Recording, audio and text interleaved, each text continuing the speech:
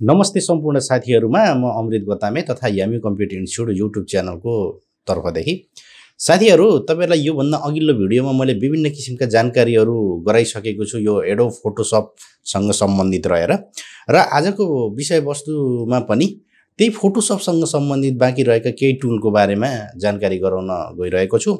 भिडियोलाई चाहिँ कृपया स्किप नगरिकिन सुरुदेखि अन्तिमसम्म हेर्नु होला। ढिला नगरी तपाईहरुलाई फोटोशपको कम्प्युटर स्क्रिन तर्फ लैजान चाहन्छु। साथीहरु मैले यहाँ एडोब फोटोशपमा मैले एउटा फाइल ओपन गरेको छु जसमा अहिले केही पनि छैन भन्नुको अर्थ मैले न्यू गरेको छु। अनि न्यू कसरी गर्ने भन्ने तपाईहरुलाई जानकारी छैन भने माथि मैले आई आइकन भित्र न्यू सँग सम्बन्धित जानकारीहरु पहिले बनाएको भिडियोको लिंक राखिदिएको छु। त्यसलाई क्लिक गरेर पनि तपाईहरुले हेर्न सक्नुहुनेछ। र आजको विषयवस्तुमा मैले तपाईहरुलाई यहाँनेर हाम्रो यो टुल बक्समा छन् नि यो आइड्रोपर टुल अनि कलर स्याम्पलर टुल रुलर टुल र काउन्ट टुल यो चारवटा टुलको बारेमा चाहिँ राम्रोसँग जानकारी गराउँछु। कृपया चाहिँ भिडियोलाई राम्रोसँग हेर्नु होला। साथीहरु हामीले यो फोटोशपमा कुनै पनि ग्राफिक्स कामहरु गर्दा अथवा फोटोहरु नै डिजाइन गर्दाखेरि त्यसको लागि सबैभन्दा पहिला हामीले यहाँ गएर प्लेस गरेर अब आफुलाई हामीलाई के चाहिएको छ त्यो हामीले सबैभन्दा पहिला यहाँ ल्याउँछौं हैन। मैले यहाँ यसरी एउटा इमेज लिएँ है त, बुझ्नुभयो। अनि त्यसपछि मैले यसरी लिएको लेयर चाहिँ मेरो अहिले यो स्मार्ट अब्जेक्ट लेयरमा छ। चाहे भने म यसलाई चाहिँ राइट क्लिक गरेर यहाँ रास्टराइज लेयर गर्दैछु, यो रास्टराइज लेयरमा कन्भर्ट हुन्छ। अहिले मेरो यो लेयरमा चाहिँ दुईवटा लेयरहरु देखिरहेको छ। एउटा ब्याकग्राउन्ड लेयर जुन पहिला सुरुमा डिफल्टमै थियो र एउटा लेयर चाहिँ अब मैले भर्खर बनाए अर्थात मैले यहाँ लिए हैन। अब यहाँ भएको यो हाम्रो आइड्रोपर टुलको काम एक्ज्याक्टली के हो भने हामीले यहाँ फोरग्राउन्डबाट हामीले कुनै पनि कलर पिक गर्छौं र त्यही कलर चाहिँ हामीले के गर्छौं यहाँ हामीले एप्लाई गर्छौं। जस्तो कि मानौ मैले यहाँ के गरे भन्दा यो टेक्स्ट टुल लिएँ अनि टेक्स्ट टुल लिएर मैले यहाँ केही टाइप त गर्छु हैन। अनि टाइप गर्दाखेरि त्यहाँ त हाम्रो त कलर त चाहियो नि त लेख्नलाई हैन। मैले यहाँ चाहिँ दिस इज फोटोशप भनेर लेखेँ। अहिले यहाँ केही पनि कलर छैन हो, किनकि यहाँ हाम्रो फोरग्राउन्ड कलरमा के थियो व्हाइट थियो। अब एउटा तरिका त मैले यो फोरग्राउन्ड कलरलाई क्लिक गरेपछि यहाँ हाम्रो कलर पिकर आउँछ। यहाँबाट मैले कलर एडजस्ट गरेर जुन चाहिएछ म त्यहाँबाट यो कलर क्लिक गर्छु अनि त्यसपछि ओके गर्छु, त्यही कलर आउँछ हैन।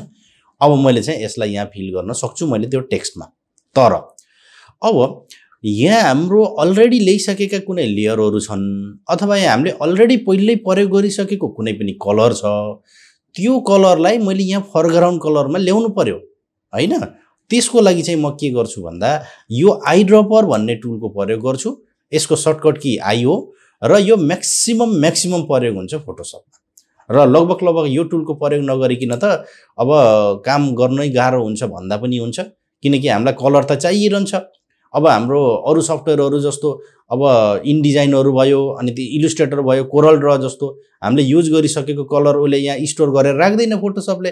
त्यति बेला हामीलाई यहाँ चाहिरहन्छ हो, त्यस्तो बेलामा चाहिँ यो कलर आइड्रोपर लगाएर अब हामीलाई कहाँको कलर चाहियो, सपोज मलाई यहाँको कलर चाहियो यहाँ आयो हैन। अनि यहाँको कलर चाहियो यहाँ त्यही कलर आयो, यहाँको कलर चाहियो यही आयो। जुन कलर चाहिएको छ तपाईले त्यहाँ लएर ट्याक्क क्लिक मात्रै गर्नुभयो भने यो के हुन्छ भन्दा फोरग्राउन्ड कलरमा त्यो कलर एड भएर आउँछ। यसरी चाहिँ आफुलाई पहिले युज गरिसकेका टेक्स्टहरुबाट अथवा लेयरहरुबाट त्यहाँ प्रयोग भएका कलरहरु उठाउन पर्यो अर्थात फोरग्राउन्ड कलरमा यहाँ एक्टिभ गराउनु पर्यो भने चाहिँ हामी के गर्छौं त भन्दा यो आइड्रोपर टुलको प्रयोग गर्छौं। अब यो टेक्स्टमा त अब एप्लाई गर्न सकिहाल्यो। ल हेर्नुस् मैले यहाँ अल्ट र ब्याक स्पेस दबाएर फोरग्राउन्ड कलर मैले यो टेक्स्टमा एप्लाई गरे हैन। अब यो बाहेक अरु कलर चाहियो भने तपाई अब यहाँबाट सर्टकट की यसको आइयो किबोर्डबाट आई दबाए पनि हुन्छ, नभए माउसको पोइन्टर लएर यहाँ गएर क्लिक गरेर पनि ल्याउन सक्नुहुन्छ। सपोज मलाई यो कलर चाहियो भने मैले यहाँ क्लिक गर्दिए हैन यसरी।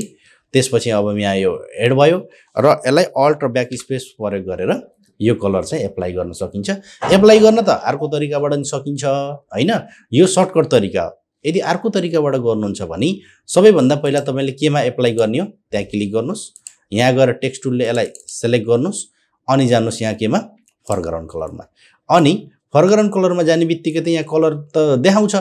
त्यसपछि हामीले यहाँ चुज गर्यो भने त त्यो कलर हाम्रो इनेबल हुन्छ। तर यो भन्दा बाहिर लयो भने अरु जुनसुकै टुल भए पनि यहाँ के हुन्छ भन्दा अटोमेटिक आई ड्रपर इनेबल हुन्छ। अब तपाईलाई जहाँको कलर चाहिएको छ त्यसलाई यहाँ ट्याक्क क्लिक गर्ने बित्तिकै यो कलर हेर्नु कति रहेछ, रेड ग्रीन ब्लूको कुरा गर्ने हो भने यो रहेछ।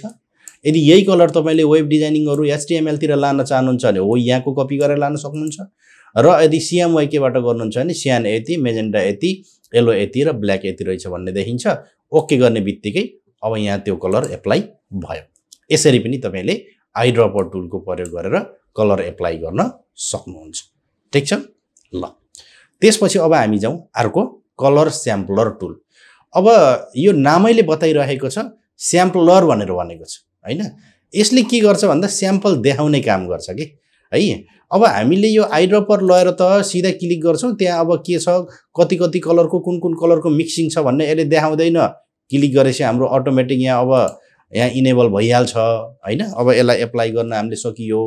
तर क्लिक गर्नु भन्दा पहिले त्यहाँ चाहिँ कुन कुन कलरको मिक्सिङ छ भनेर हेर्नु पर्यो भनी त्यति बेला चाहिँ हामी के गर्छौं भन्दा यो कलर स्याम्पलर टुलको प्रयोग गर्छौं। जब कलर स्याम्पलर टुल हामी यहाँबाट ल्याउँछौं त्यसपछि अब हामीले यहाँनेर लगेर अब हामीले स्याम्पल उठाउने हो। तर यो उठाउनु भन्दा पहिला एकपटक क्लिक गरे पनि हुन्छ, होइन भने तपाईले यहाँ विन्डोज भित्र गएर यहाँ एउटा इन्फो भन्ने एउटा प्यानल बक्स छ। ल हेर्नुस्, मैले त्यसलाई क्लिक गर्ने बित्तिकै यहाँ आयो। ल अब हेर्नु त मैले जुन ठाउँमा मैले त्यहाँ माउसको पोइन्टर लछु त्यसमा भएको कलर उता हेर्नु। यो हो यहाँनेर हेर्नु होला, यहाँ RGB मा देखाउँछ, यता CMYK मा देखाउँछ र मैले लगेको पोइन्टर यो डकुमेन्ट अनुसार x एक्सिस र y एक्सिस मा चाहिँ कहाँनेर छ त भनेर पनि उ त्यहाँ देखाउँछ। हेर्नुस् त उ त्यसरी उले यहाँ x एक्सिस र y एक्सिस भनेर त्यहाँ देखाइ पनि रहेको छ। अनि माउसको पोइन्टर मैले जहाँ लगेको छु त्यहाँ उले जुन कलर पिक गर्दै छ त्यो कलरको स्यान मेजेन्टा येलो ब्ल्याक मा पनि र RGB मा पनि उले यहाँनेर हो यहाँ डिस्प्ले गरिरहेको छ। भने अब तपाईले त्यसलाई एड गर्न चाहनुहुन्छ भने यहाँ ट्याक्क क्लिक गर्दिनुस्। क्लिक गर्ने बित्तिकै ल हेर्नुस् हो यहाँनेर एउटा कलर एड भएर बस्यो। अनि यसरी एड गर्ने चाहिँ हाम्रो 4 वटा स्टेपसम्म मात्रै हुन्छ, त्यो भन्दा बढी गर्न दिदैन। यहाँ दोस्रो भयो हैन, यहाँ गएर पिक गरे यसले तेस्रो भयो, अनि यहाँ गएर मैले कतै पिक गरे चौथो भयो। अब यो भन्दा बढी यसले यहाँ स्टोर गर्न दिदैन। तपाईले लएर यहाँ लएर कति हो के हो भनेर हेर्न सक्नुभयो, यो देखाइरहेछ। तर क्लिक गर्न खोज्दाखेरि एउटा यस्तो वार्निङ आउँछ। के भन्छ हेर्नुस् त, could not create a new sampler because the maximum number of sampler is 4। भनेपछि त हामीले त यहाँ त 4 पटक त पिक गरिसकियो। अनि ओके गर्दियौ। अब हैन यो चाहिएन यसलाई हटाइदिन्छु भन्ने हो भने फेरि माथि यहाँ अप्सन बारमा हेर्नुस् त यहाँ क्लियर भन्ने छ, यो गर्दैछ यहाँको फेरि त्यो हटेर जान्छ। अब तपाईले फेरि 4 पटकसम्म फेरि त्यहाँ एड गरेर राख्न सक्नुहुन्छ। अब यो भन्दा बढी हुँदैन। यसैलाई नै हामी के भन्छौं भन्दा कलर स्याम्पलर टुल भनेर भन्ने गरिन्छ। ठीक छ ल। अब त्यसपछि हामी अर्को टुलतिर जाउँ है। अब रुलर टुल। रुलर टुल भनेपछि तपाईहरुले सिधै बुझ्नु पर्छ कि नाप्ने हो भनेर हैन। रुलरको काम त नाप्ने हो।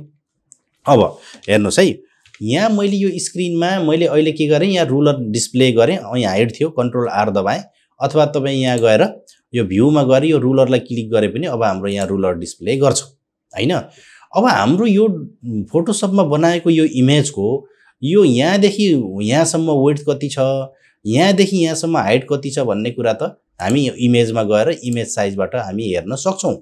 तर तपाईले यो कर्नरदेखि यहाँसम्म कति छ यसको डायगोनल एरिया, अथवा यो इमेजको यहाँदेखि यहाँसम्म कति छ, अथवा यो इमेजको यहाँदेखि यहाँसम्म कति छ भनेर हामीले हेर्न त सक्दैनौं हैन।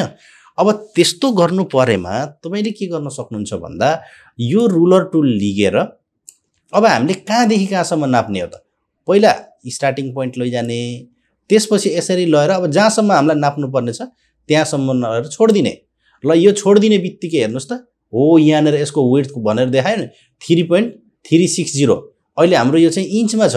यहाँदेखि यहाँसम्म कति रहेछ भन्दा 3.36 इन्च यसको रहेछ भन्ने कुरा चाहिँ हाम्रो यसले यहाँ देखायो। अब यहाँ यसले इन्चमै हामीले अहिले यहाँ युज गरिरहेकै देखाउँछ। अनि हाइट चाहिँ यसले नेगेटिभमा देखायो। किन नेगेटिभमा देखायो भन्दा मैले तलबाट लगे, यदि यसैलाई माथिबाट लान्छु भने हेर्नुस् त अब यसलाई यसरी तानेर मैले यहाँ लएँ, माथि 3.36 नै देखायो किनकि मैले यो कर्नरदेखि यही कर्नरसम्म लिए। हाइट चाहिँ यसले अहिले नेगेटिभमा देखाएन, किन मैले माथिबाट डाउन गरेको छु नि त। किनकि फोटोशपको डिफल्ट ओरिजिन पोइन्ट भनेको टप लेफ्ट कर्नर हुन्छ, हो यो हुन्छ। त्यसो हुँदा यो अब हाम्रो 0 भएछ त यहाँबाट तलबाट माथि गयो भने त माइनस हुने भयो। यताबाट तल ल्याउँदाखेरि पोजिटिभ भ्यालु हुने भयो, त्यही भएर यो नेगेटिभ र पोजिटिभ भ्यालु भएको त्यसैले हामीलाई मतलब छैन, आखिर उसले लेन्थ देखाउँछ। ठीक छ, भने यही कुरा तपाईले यहाँ माथिबाट हेर्न चाहनुहुन्छ भने पनि तपाईले यो अप्सन बारमा पनि हेर्न सक्नुहुन्छ। तर अप्सन बारमा चाहिँ के गर्छ भन्दा यसले पिक्सलमा देखाउँछ। यो कुरा चाहिँ राम्रोसँग ख्याल गर्नु होला। र यदि यसलाई यो पिक्सललाई चाहिँ इन्चमा कन्भर्ट गर्छु भन्ने हो भने पछि तपाईले हो यहाँ गएर हो यो एनालाइसिस भित्र सेट मेजरमेन्ट स्केलमा गएर कस्टमबाट त्यसलाई पनि फेरि इन्च बनाउन सक्नुहुन्छ। तर यहाँ इन्फोले देखाउँदाखेरि यो हाम्रो इन्चमै देखाउँछ, अनि त्यसपछि आएर अप्सन बारले देखाउँदाखेरि यो डिफल्ट पिक्सलमै देखाउँछ। यसरी अब हामीले नापेर चाहिँ हेर्न सक्छौँ आफूलाई कति एरिया हेर्नुपर्ने छ, कहाँदेखि कहाँसम्म चाहिएको छ भनेर यसरी पुरै हेर्न हामी सक्छौँ। ल हेर्नुहोस् त, ठिक छ, यहाँदेखि यहाँसम्म कति रहेछ भन्दा 6.015 इन्च रहेछ भन्ने कुरा चाहिँ बुझिन्छ। बुझ्नुहुन्छ? ल यसरी चाहिँ हामीले यो रुलर टुलको प्रयोग गरेर हामीले आफूले एक ठाउँदेखि अर्को ठाउँसम्मको अब हाम्रो एरिया कति छ भनेर हेर्न चाहिँ सकिन्छ। ठिक छ, ल रुलरको काम यही नै हो। त्यस्तो धेरै म्याक्सिमम मैले प्रयोग त गर्दिनँ यो टुललाई, त्यही पनि अब तपाईहरुलाई चाहिँ सिकाउँदै जाँदाखेरि भनिदिएको मात्रै हो, त्यस्तो धेरै प्रयोग चाहिँ गरिदैन है त। ल अब यसपछि अब अर्को टुल छ हाम्रो काउन्ट टुल। काउन्ट भन्ने बित्तिकै तपाईहरुले सिधै बुझ्नुपर्छ कि हामीले कुनै पनि गन्ने काउन्ट गर्ने भन्ने बुझ्नु। जस्तो उदाहरणको लागि हो यहाँनेर हाम्रा यहाँ कतिवटा मान्छे छन् हेर्नुस् त, यहाँ मान्छे त छन् नि थुप्रै। अब यो मान्छेलाई 1 2 3 4 5 6 7 8 भन्दै गन्दै जानु भन्दा तपाईले यो काउन्ट टुल लिएर ट्याक्क यसलाई क्लिक गर्नुभयो भने हेर्नु त, ट्याक्क यहाँ क्लिक गरे 1 आयो, यहाँ क्लिक गरे 2 आयो, यहाँ क्लिक गरे 3 आयो। भनेपछि त अब यिनी छुट्ने चान्स पनि भएन, यिनीहरू अब रिपिट हुने चान्स पनि भएन। त्यस्तो गर्न परेमा चाहिँ हामी के गर्छौं भन्दा यो काउन्ट टुलको प्रयोग गर्छौं। ल हेर्नुस्, यसरी यसरी काउन्ट गर्दै गर्दै जान सकिन्छ। यसको पनि त्यस्तो धेरै साह्रो प्रयोग हुने त मैले खासै देख्दिन हैन। अब युज गर्न चाह्यो भने गर्न सकिन्छ। ल हेर्नुस् त, यहाँ अब हामीले पुरै यहाँ भएका मान्छेहरू काउन्ट गर्दाखेरि टोटल कतिवटा रहेछ भन्दा 12 वटा रहेछ। किन?